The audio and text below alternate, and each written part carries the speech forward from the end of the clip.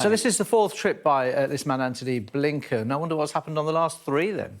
Well, it just reflects the growing concern from the US that the war in Israel is starting to expand and risk growing into a sort of regional conflict. And, of course, the US is the key to bring this war to an end. If you famously remember, they vetoed the UN Security Council resolution that would have brought it to an end because they claimed that Israel hadn't yet achieved its political objectives. The challenge is, of course, at the time, it was assumed that they wanted a two-state solution, as the rest of the international community does.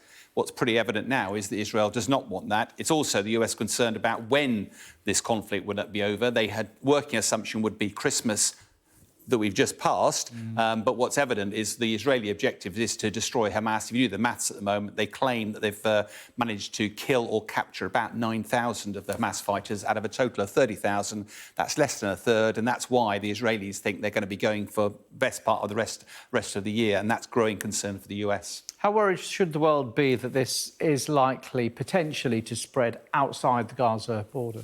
Well, Nick, bluntly, it already is. The part of the challenge here, of course, is that Hamas is no match militarily for the Israeli Defence Force.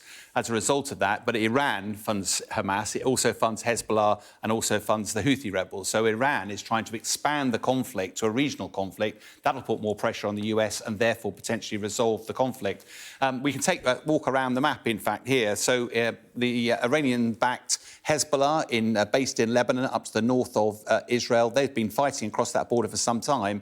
But on the 2nd of January, Israel managed to kill the deputy from Hamas that was actually up in South Beirut at the time. That's caused a lot of consternation. Early on today, 62 rockets were fired across the border by the Hezbollah fighters. That immediately prompted a response from the Israeli fighters to go across the border there. That's already escalating. If we look across the Red Sea, of course, the Iranian-backed Houthi rebels are causing carnage there. All these bubbles, effectively these coloured circles, are all of the incidents that have happened. They are inevitably simply ramping up pressure there. And yesterday at Sana'a, which is the capital of Yemen, there were huge crowds out there because 10 Houthis lost their lives. They were attacking a Maersk merchant shipping vessel when the US military helicopter came to the aid and solved that problem. But also the US have got forces across the Middle East because they're trying to stop a resurgence of Islamic State. They've got 900 based in Syria, 2,500 based in Iraq. They're coming under regular attack as well. And of course, all of this is going on, a complete distraction as well, away from the war in Ukraine, which clearly is a major conflict which needs a lot of attention as well. Yeah, we know Maersk are now rerouting their ships. Where will this all end?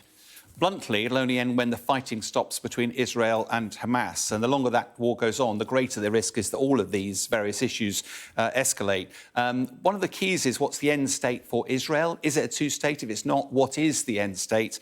Because it's pretty clear that even Netanyahu's cabinet don't agree with what the end state is going to look like. Whatever it is, it will need international engagement. It'll need the Palestinians to be voters and part of that. And bluntly, it'll also need to have a degree of prosperity for Palestinians to replace despair with hope. Because if they don't find a solution, we're going to perpetuate this constant cycle of conflict. There's a huge weight of responsibility on Secretary of State Blinken during this visit.